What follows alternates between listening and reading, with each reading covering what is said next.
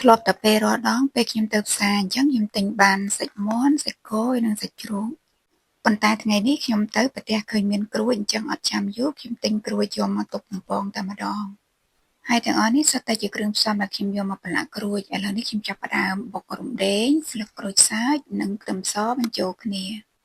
បន្ទាប់ពីគ្រឿងយើងម៉ត់ល្អហើយខ្ញុំចាប់ផ្ដើមដាក់លាយជាមួយនឹងគ្រឿងយើងបន្តទៀតមានដូចជាម្សៅស៊ុបខ្ញុំប្រើ1ស្លាបព្រាបាយអំបិលខ្ញុំប្រើកន្លះស្លាបព្រាបាយស្ករសខ្ញុំប្រើ1ស្លាបព្រាបាយនិងប៊ីចេងខ្ញុំដាក់បន្តិចចំពោះទឹកត្រីខ្ញុំប្រើ2ស្លាបព្រាបាយប្រេងខ្យងខ្ញុំប្រើ2ស្លាបព្រាបាយម្ទេសហុយ1ស្លាបព្រាបាយ